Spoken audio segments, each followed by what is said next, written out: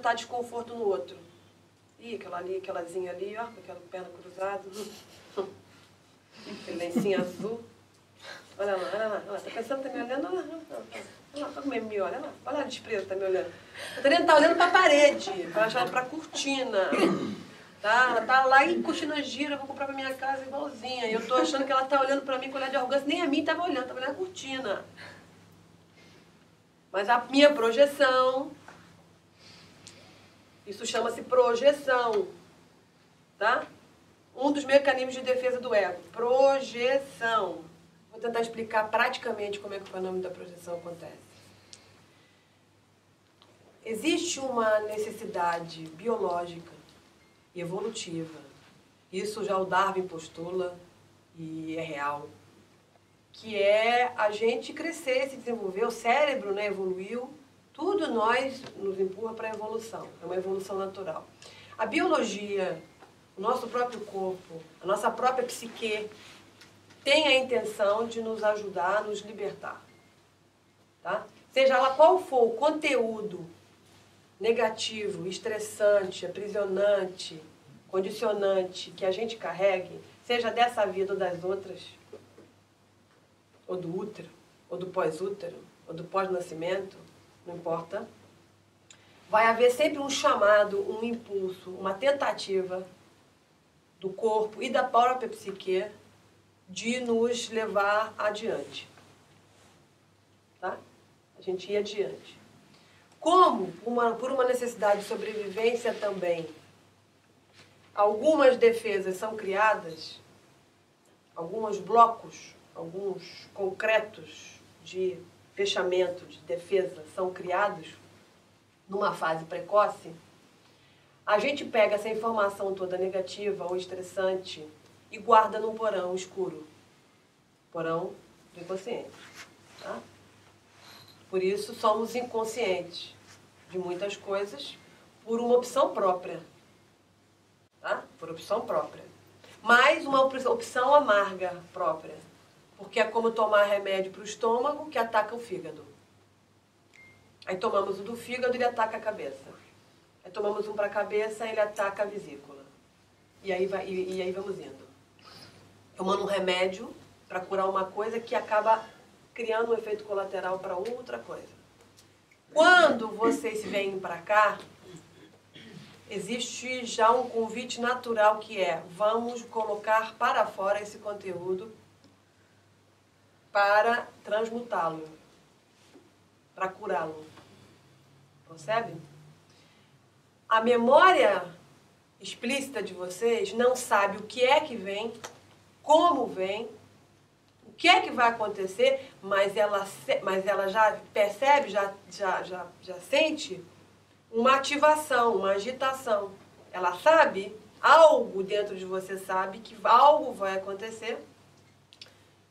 A parte narrativa do cérebro não consegue pegar o córtex cerebral. A parte da interpretação do córtex cerebral não sabe o que é. Óbvio, não aconteceu. O cérebro sabe muito bem daquilo que já aconteceu. Pegar lá no arquivo e dizer: aconteceu isso assim, assado, provavelmente vai ser assim, assado, ensopado. Não aconteceu ainda. Então ele te gera uma ansiedade.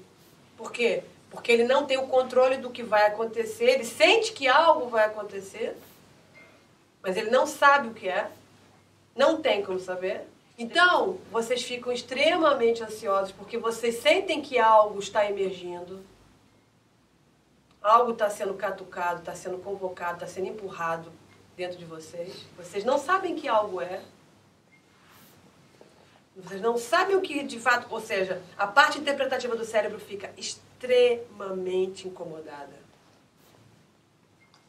E são nesses momentos onde a pessoa pensa em fugir, não vir, não sei o quê.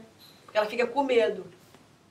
Ela fica com medo por causa disso. A parte interpretativa do cérebro não tem controle sobre o que vai se passar, mas a memória implícita do cérebro já sabe que algo irá se passar. Na verdade, quem fica incomodado é a parte condicionada do cérebro. a parte que fez por onde que esse conteúdo ficasse guardado no porão do inconsciente. Então, em algum momento da sua vida, por achar que você era incapaz de lidar com uma situação dolorosa, você pegou ela e enfiou dentro de um porão e trancou. Vou usar dessa forma. Vou falar desse jeito, para ficar mais fácil. Tá? E você fez isso instintivamente. Né? Me senti abandonado? Porão. Me senti desprezado? Porão. Me senti não visto? Porão. Me senti não sei o que lá? Porão. Acho que eu sou uma fraude? Porão. Porão, porão. Vários achos, vários sentimentos, várias interpretações erradas dos fatos, que normalmente isso é feito numa fase precoce. Mas tudo é feito e colocado dentro de um porão, trancado lá na chave. Enquanto isso, a parte interpretativa do cérebro toca a sua vida fingindo que não existe nada no porão. Tá? Aquela energia toda no porão, de vez em quando, bate, xinga, grita, joga bomba, bum, faz um bando de coisa. E você liga o som mais alto e diz assim, é o vizinho, né? Tá recebendo gente em casa? Né? Chegou visita em casa, jantarinho, o pessoal do porão, bum, começa a xingar, falar asneira. Vizinhos são terríveis e aumenta o som. Para ninguém ouvir, o pessoal do porão está fazendo escândalo. E que esse pessoal do porão mora mesmo, é da sua casa, não é o vizinho. Então aumenta-se o som na última, para que ninguém veja, para ninguém ouça o que está acontecendo lá. Na prática é o que a gente faz.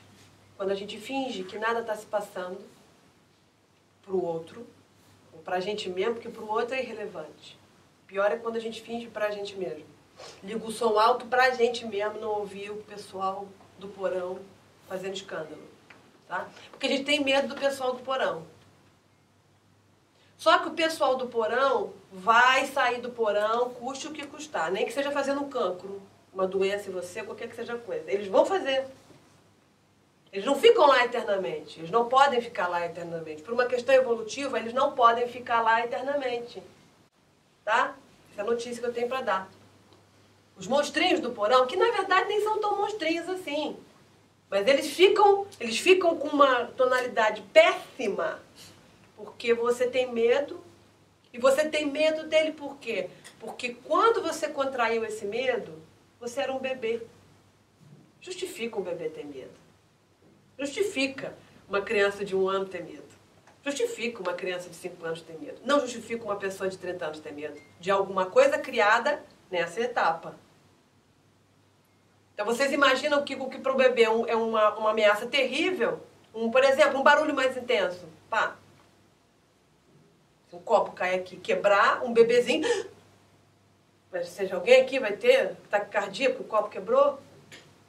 Não. O problema é que o cérebro faz essa ligação.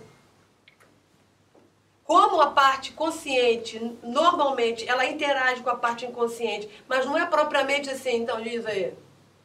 Como é que é? O que está escondido aí dentro? Não te interessa. Entendeu? Não é assim. Entendeu? O hemisfério esquerdo, ele precisa explicar.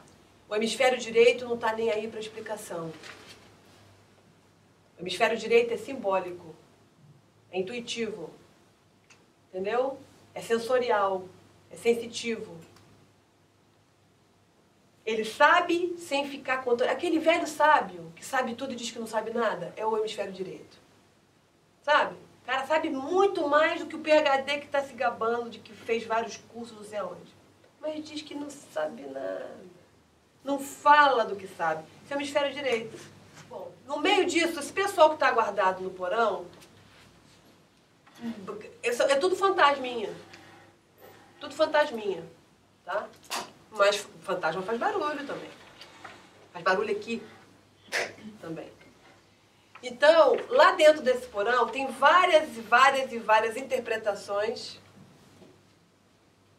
mentiras, enganos, ignorância. Tudo que está no porão é fruto da ignorância. Por ignorar.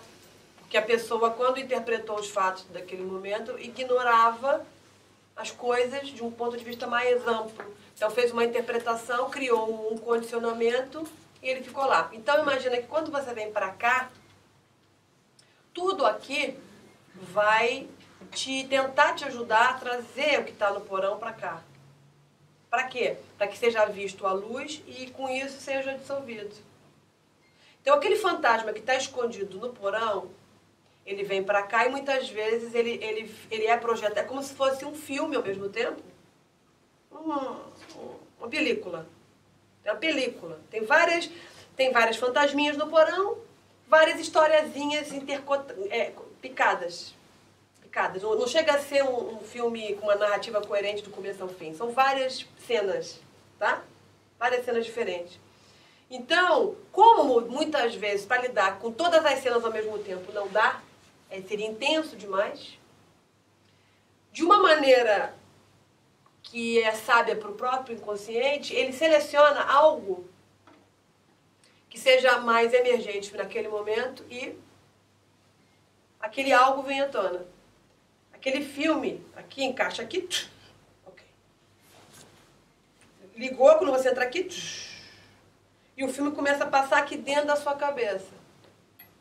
Quando você olha para o João, você acha que está olhando para o João, mas você está olhando para o João manchado pelo filme que está aqui. Estão entendendo? Tem um filme passando.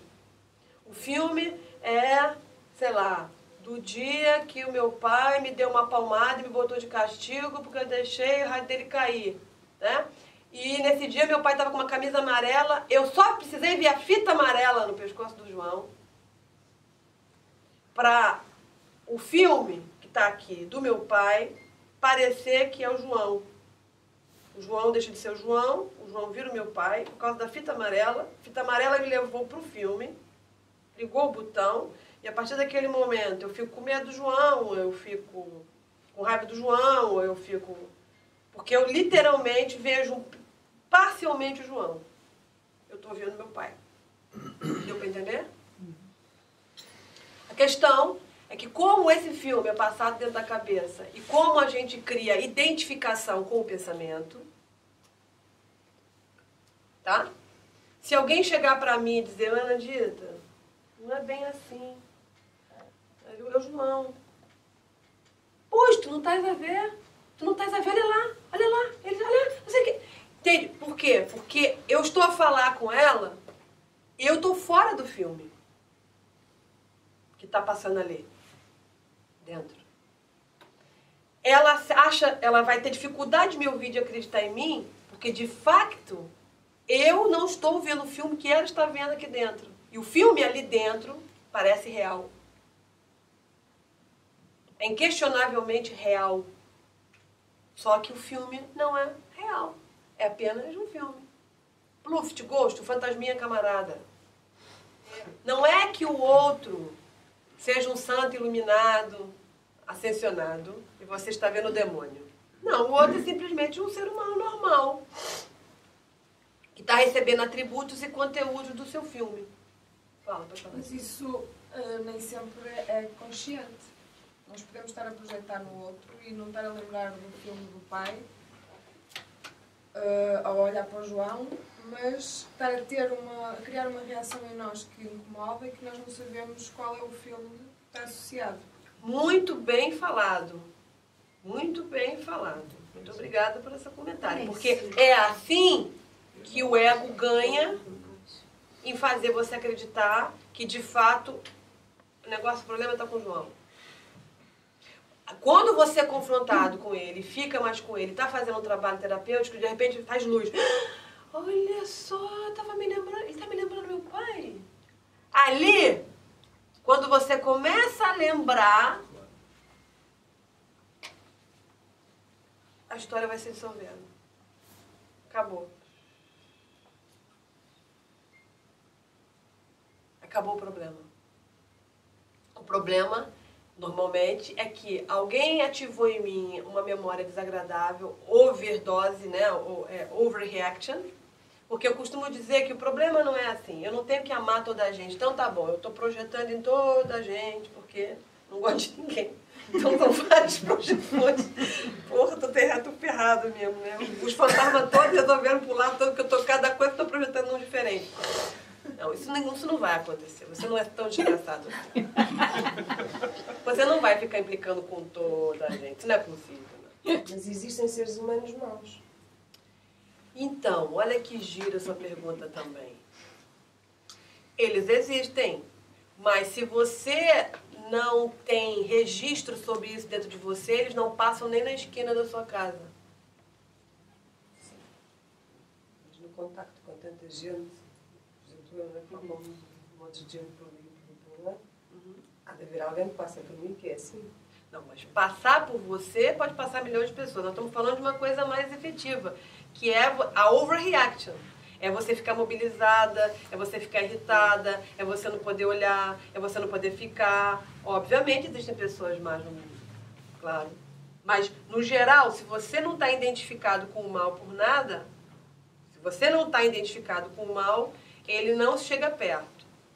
E ainda tem outra coisa a dizer, que se você não está mesmo 100% identificado por mal, a sua energia, a sua luminosidade ilumina o mal. Então, o convite é você assistir aquilo. Se aquilo apenas te incomoda, é uma coisa. Agora, se aquilo te incomoda, existe uma identificação. E aí, na minha fantasia, existe um gatilho aqui. É diferente de eu só não achar, não fica a carinha dela. A minha orientação para o pessoal aqui é justamente isso. Fica presente. Observa aquilo que te irrita, anota no seu diário, no seu caderno, seja lá onde for. E quando você estiver em meditação, estiver em autoobservação, estiver em trabalho pessoal, começa a perguntar, o que é isso aqui em mim? O que eu preciso ver disso aqui? São perguntas que a pessoa pode fazer para ela própria, que o universo ajuda a responder. Ou seja, enquanto a pessoa não percebe que ela está perdendo mais não sabendo do que sabendo, porque seja lá o que ela descobrir, não é ela. É algo que ela guardou e que ela aprisionou, mas não é rigorosamente ela. É algo que faz parte dela, porque ela simplesmente ignora. E quanto mais ela ignora, mais faz parte dela. Tá? Quando a pessoa perceber, que eu senti na pele, que ela está perdendo mais, não sabendo do que sabendo, porque não sabendo, ela não está escusada de sofrer os efeitos colaterais do que os fantasminhas fazem. Porque eles fazem. Eles atormentam, eles perseguem, eles criam hipervigilância, eles criam depressão, eles criam milhões e milhões e milhões e milhões de problemas. Que aí a pessoa pensa que ela vai resolver isso ignorando ainda mais. Então agora eu vou tomar antidepressivo porque eu vou ignorar mesmo. Aí o antidepressivo já não começa a fazer efeito. Tomo 2. Não faz efeito. Tomo 3. Não faz efeito, eu mudo para outro. O outro também perde o efeito. É assim que é. Porque se fosse permitido a gente ficar eternamente no escuro, fiz. Ou não, sei lá. Eu não acho fiz, mas pronto, mas para alguns é fiz, pô, é permitido, eu posso ficar no escuro a vida inteira, mas o universo, a existência, o processo de evolução, como vocês quiserem chamar, não lhe permite. Você não tem permissão. Assim como você não tem permissão para ficar viva a vida inteira, você vai morrer. Entendeu? Não há permissão para isso. Não há permissão para você não ver a verdade mais cedo ou mais tarde. Então é uma questão de você escolher mais tarde ou mais cedo. Como é que é? Ai, que coisa boa. A projeção não, é uma obsessão que vai te acompanhando. Você pensa nisso, você repensa nisso, você sai daqui com aquele incômodo. Você, sabe? Isso é projeção. E uma obsessão não tem uma projeção associada? Quase sempre. Aí, o primeiro passo, o mais difícil de todos, é aceitar que você está projetando. O que você diz para os seus amigos é: pá, tu não tá vendo, pá? O gajo é do caraças, pá. Tu que não tá vendo, pô, tá, então não me deixa, pronto, eu tô projetando, eu sou maluco mesmo, pronto, me deixa lá. Se tu aceita, significa o seguinte: se você se rende para apenas observar e ficar próximo dele, não rejeita, não afasta. Em algum momento, você consegue sustentar isso, a realidade acontece. Na hora que isso é visto, acabou a projeção. Acabou. Então, acabou no ponto que você pode não ter mais incômodo com a pessoa, acabou porque às vezes até uma relação negativa que estava te prendendo a uma situação má, acabou também. Porque imagina que ficou na cabeça da criança que ela tinha que consertar uma situação no ambiente dela. Que só ela ia consertar. Que dependia dela. Que se ela consertasse, se ela fizesse alguma coisa, se ela mudasse, se ela fizesse aquelas pessoas mudarem, porque ela vai ficar sábia, porque ela vai ser inteligente, porque ela tem as palavras certas, porque ela lê um livro que é correto, seja lá o que for, se ela tem essa ilusão e ela não conseguiu isso, tá? Essa ilusão em forma de projeção também prende ela em outra pessoa. O quê? Eu não consegui consertar a pessoa, eu não consegui resolver o problema, eu não consegui... E isso provavelmente tem a ver sempre com situações de infância. Onde a criança acha, porra, se meu pai fosse diferente, se minha mãe fosse diferente, se eu fosse diferente, se meu irmão fosse diferente, então eu vou fazer tudo diferente agora. E tá na minha mão, eu vou fazer. Pronto, vamos lá. Só que não é tá na minha mão, eu vou fazer. É tá na minha mão, eu vou fazer, chamando os atores da minha vida de adulto. O meu namorado, o meu chefe, o amigo B, o amigo C, o amigo F, o amigo G. Entendeu? E aí, pá, o amigo G é torto, não vai ficar, é quadrado, não vai ficar redondo, e eu fico ali, vai ficar redondo. Mas aquilo é quadrado, pá, vai ficar redondo, pá. Mas vai ficar redondo. E não fica, e o desgraçado morre quadrado, e você não botei ele redondo. Eu fracassei, e vai ver que eu tinha que ser triângulo. Eu não sou triângulo, se eu fosse triângulo, quadrado virava círculo. E pá, pá. E aí você está preso numa projeção, que também é arquetípica, por exemplo. É a projeção do salvador, ou a projeção do herói, ou a projeção da vítima, ou a projeção... whatever. Pergunta que não quer calar. Então, Érica, como eu desfaço a projeção? Como? Passo número 1. Não fuja de quem te incomoda. Aliás, sente ao lado do inimigo. Bem pertinho. Mesmo, bem queridinho. Passo número 1. Passo número 2, fique de olhos abertos. Passo número 3, duvide de que aquele incômodo que você tem é realmente a pessoa. Mesmo que você não acredite, acredite no conceito de projeção. Eu devo estar enganado. Mesmo que eu tenha certeza que eu estou certo, mas eu concebo a possibilidade de estar enganado. Se você conceber a possibilidade de estar enganado, mesmo tendo certeza que o que você está vendo é reto, você tem uma chance. Vou botar entre aspas. Tenho certeza que Catarina não presta mesmo, mas, entre aspas, mas posso estar enganada. Isso aqui abre uma porta para mim reconhecer o divino, o sagrado e o real da Catarina. Se eu não botar isso entre aspas, a porta está fechadíssima. A porta está fechadíssima. Tá? Passo número 3. Passo número 4. Não tenha medo de olhar para os fantasminhas. De vez em quando vai lá no porão e faz assim, ó.